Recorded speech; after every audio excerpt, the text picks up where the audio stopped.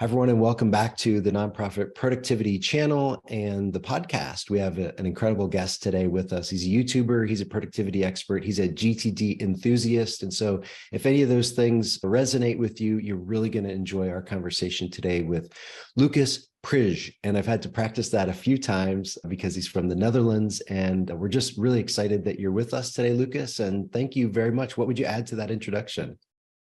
Not much. Thanks for having me, first of all, Mike. You did very well with the last name. I know it's difficult for many people. And like you've said, I started out on YouTube. Since then, I've built a business around helping people unlock their creative potential, their productive potential through the smart use of digital tools. And that is what I do through obviously my videos, but also through coaching now, one-on-one programs, online courses, including a TickTick course, which I know we're also going to talk about a lot, the tool TickTick, which is my current favorite. But that is me in a nutshell. Great.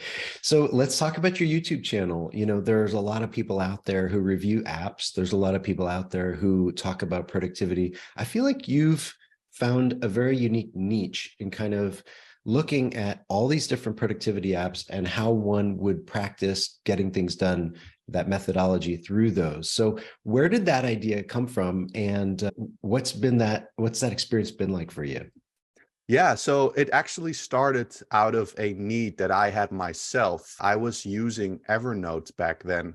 It stopped serving me as well after it received some updates, especially on the mobile front. It got slow and buggy. So I started looking for an alternative. I looked online, I looked on YouTube for tutorials, how to use these different tools for GTD, which was and still is my method of choice. And I found some good stuff. I also found some stuff that looked very polished in terms of the thumbnail, in terms of the presentation, in terms of the effects. But when it came to the substance, it didn't give me what I was looking for. In fact, the more homemade videos, so to speak, from actual enthusiasts who didn't even do it for a living per se, those are the videos that helped me the most when I was starting with Evernote years prior. So I started on a journey to look for an alternative, and I always wanted to produce something. I have a background in sales, which is basically helping people who've produced something of their own to make it more popular, of course. And I felt this was a good opportunity. So 2 years ago, I just started exploring different apps. I believe I actually started recording my setup with Evernote back then as my first video, but I started looking for other tools, build setups around them, and it's just came to me very naturally. And I discovered, I knew I had a affinity with operations, but to translate that to GTD setups was an unexpected leap. And now here we are 2 years later, many dozens of tools reviewed later, actually hundreds, but only like 10% make the cuts to a video. And that's how it all started. How long do you recommend folks like test drive an app? A week, 2 weeks, 3 weeks? Ooh. Yeah, that is a good question. I don't think there is one timeline that works best for everybody, unfortunately, because for me, my initial gut feeling usually proves to be right for me. And so it's like 20 to 30 minutes even in some instances tells me all I need to know. Yeah. But I don't want to be too presumptuous there and tell people this is the timeline you need. I would say commit to it fully when you test a tool. Give it a real chance, give it a real opportunity. Use the information that's out there, whether it's my videos or anyone else's, to understand what you're committing to, but don't stop before giving it a full actual test drive, testing all the features that you believe may be relevant to your situation, however long that takes. I think that's great advice. I know for me, I just have so much in my system that's good in a sense that it makes it harder for me to, test out another app, almost like moving a house. It's Right. like, do I really want to do that, because that's not a small endeavor. So let's talk about your shift from Todoist. You were a longtime Todoist user as kind of your daily driver. So you're testing out all these apps on the side, but you're really using Todoist as kind of that daily driver. And then there was an itch or there was something that made you want to make a shift over to TickTick. So I'd love to hear more about what was the itch that you were trying to scratch there. Yeah, for sure. Todoist was great. It was one of the first apps I discovered upon my journey of finding an alternative for Evernote. I still love how it looks. I love a lot about it. I love how intuitive it is. I love how you can organize it with nested lists.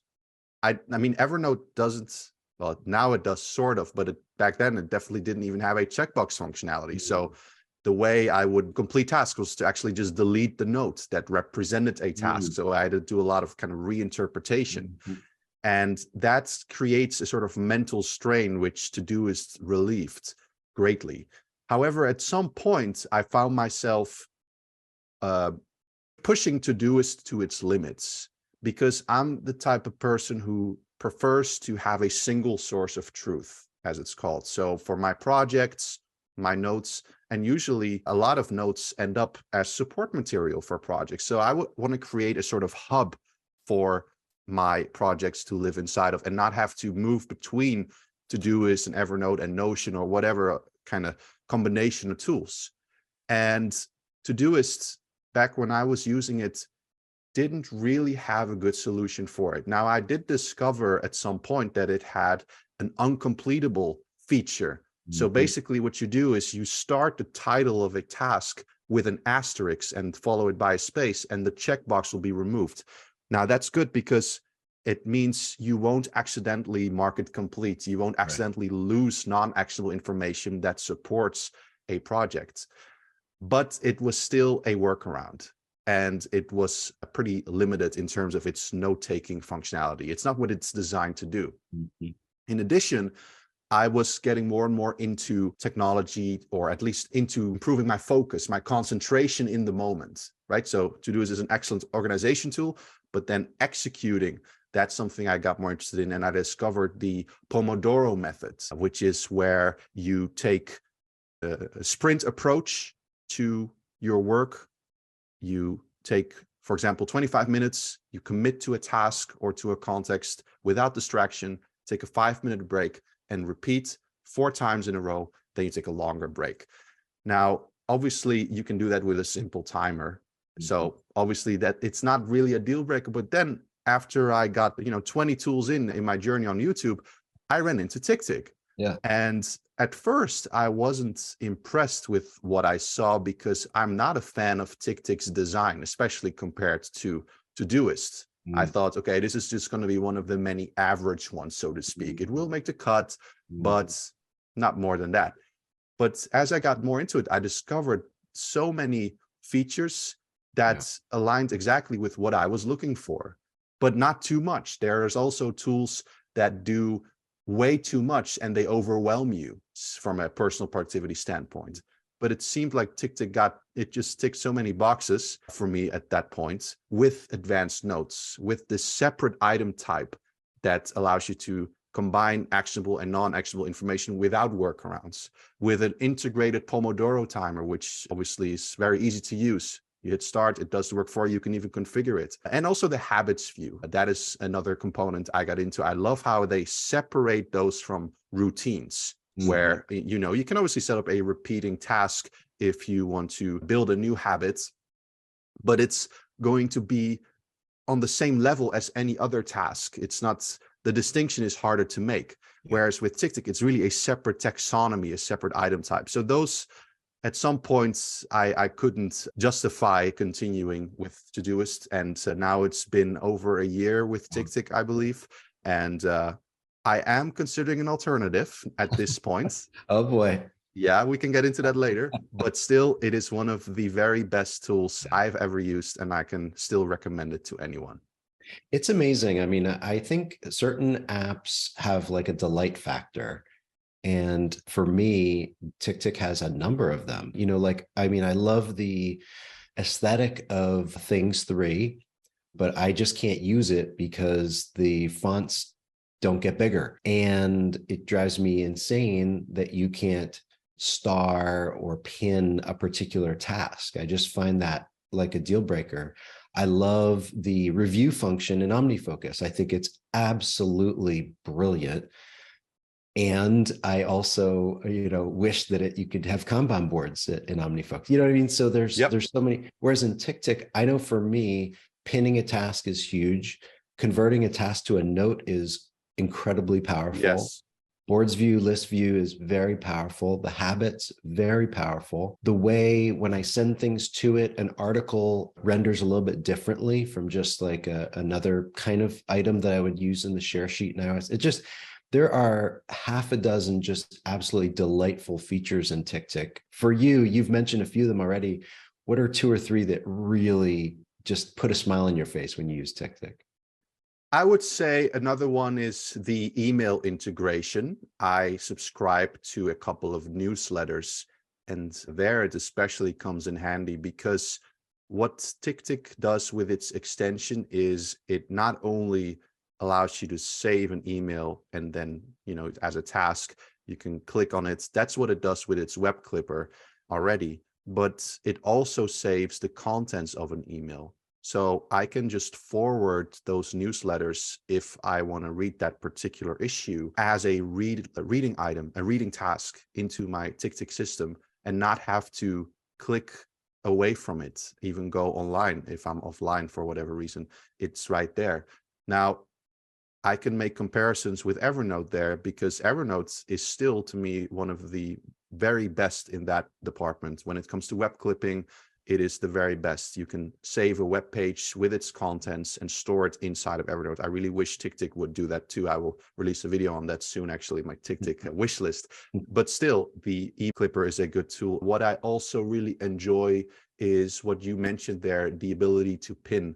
And I do that personally with my filters. So I, as I said, use GTD, and I want to have a distinction between actions that are available, in other words, next actions, and actions that may be for later or someday maybe items, and you name it. But sometimes an action that is not available will have its context already known. So I also use a tag for that. Now, if I only click on the context tag, I'm going to see both. So the filter allows me to combine next actions with a context and have that next action context view.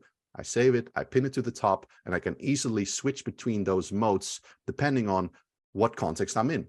And for me, I have the luxury that virtually all of my to-dos take place behind a screen. So especially for folks like myself who are like knowledge workers, who also use the computer for most of their to-dos, that can be really powerful. For example, by saving tasks in filters dedicated to a particular software that you use. That could be a context. In the end, though, that's very personal, but I found this to work really well for me. Yeah.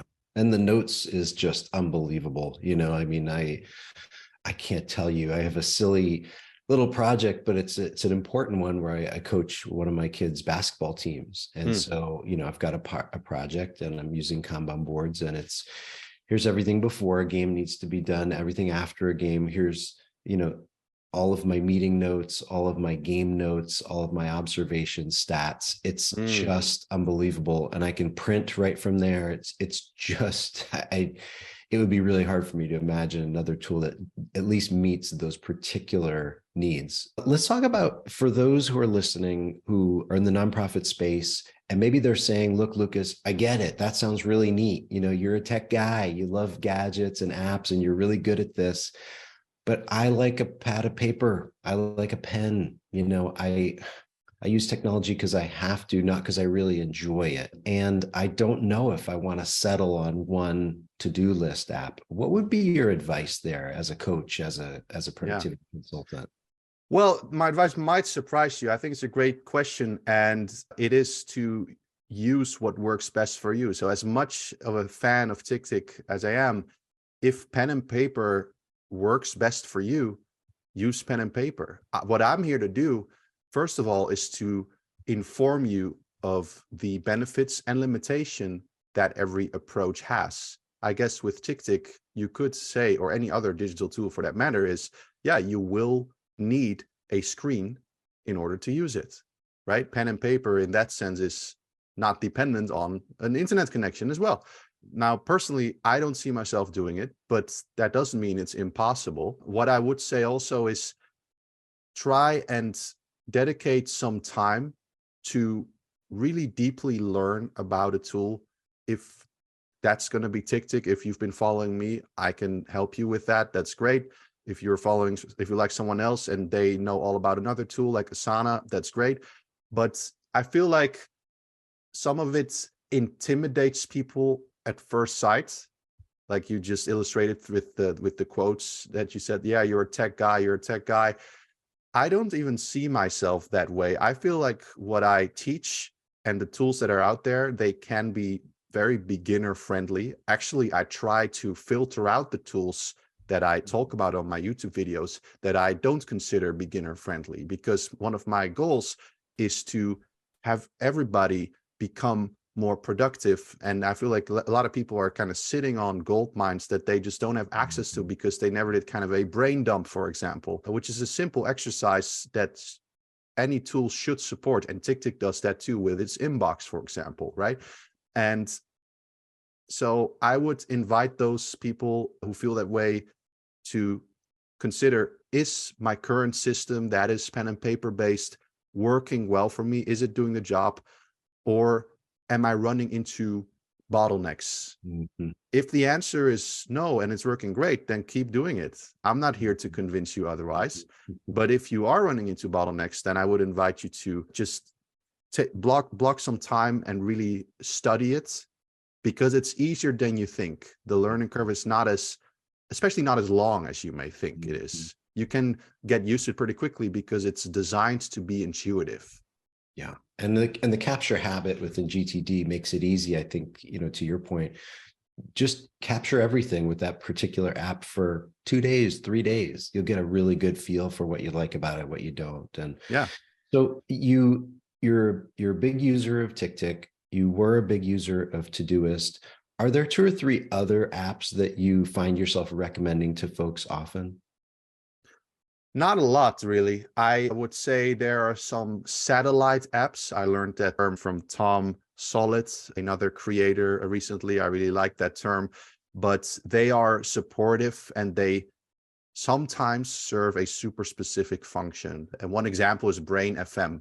That loops back into the focus technology that I was starting to look into. That is basically music that is specifically created to enhance focus. But I am a minimalist. I apply that also to my digital life. I don't have an extensive setup that's composed of dozens of different apps. I use TickTick for as much as I can.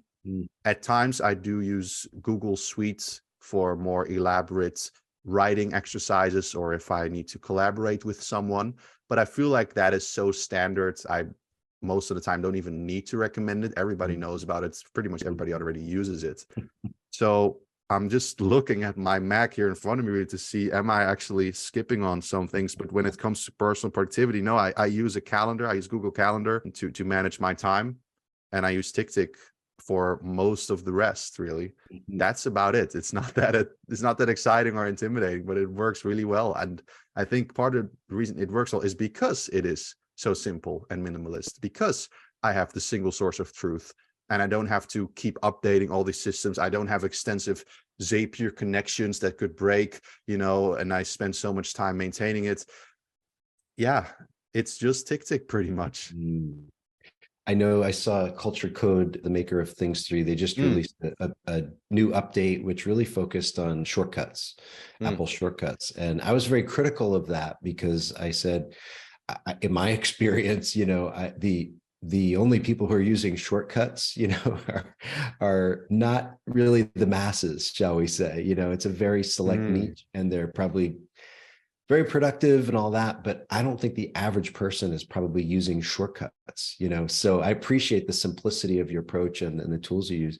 You hinted earlier that you might be considering a successor to TickTick. Can you share any news with us? Breaking news? No, absolutely. So I don't have a concrete option in mind yet. I have a couple of candidates in mind, but I think what's more interesting is the why, because as people who are listening to this may start to grasp from what I'm saying, is that I try to evolve the tools that I use to accommodate my needs and not the other way around. I don't limit my needs based on the options I have in front of me, and nobody has to do that because there are so many good options on the market. Now, as good as TickTick is, as much as I love about it and as well as it served me, I am running into a frustration more and more, which is, to use jargon, the lack of sequential project support. Now, that may warrant some explanation here. So I'm going to keep it as brief as I can. So first of all, let's define a project. That is an outcome that you're trying to get to from point A to point B that requires more than one step to get to, more than one subtask. So for example, let's say, well, I have a microphone here in front of me. Let's say I want a new microphone with better quality. Okay, step one would be to research the options. Step two would be to find options that are available to me actually in my local area that I can actually purchase. Step three, to purchase it. Step four is to actually wait for the delivery. So it's an action that someone else performs for me. And step five would be to kind of install it, configure it, and test it. So that's, I think, a brief example of a project.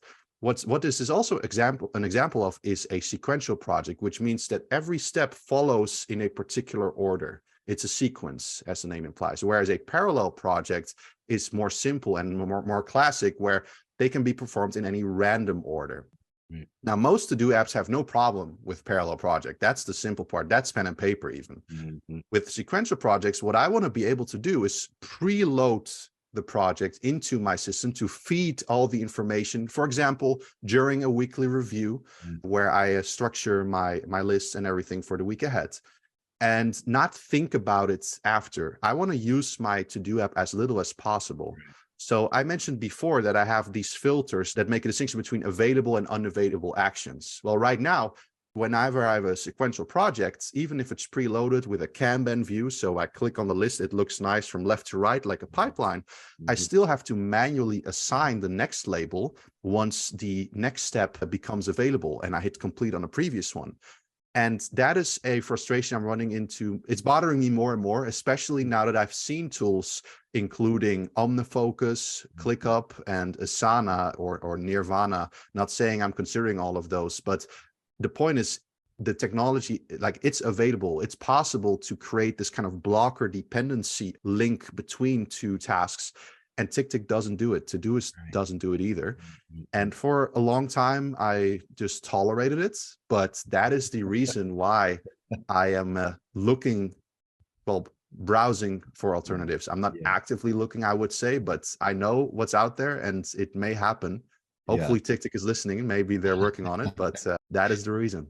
Well, that's fascinating. I mean, the review functionality in OmniFocus, you would love. I know you have reviewed it, and it does have sequential projects. Yep, it does. Yep, you're right. It does. And it works fantastically well, especially with OmniFocus. I recall it doesn't even show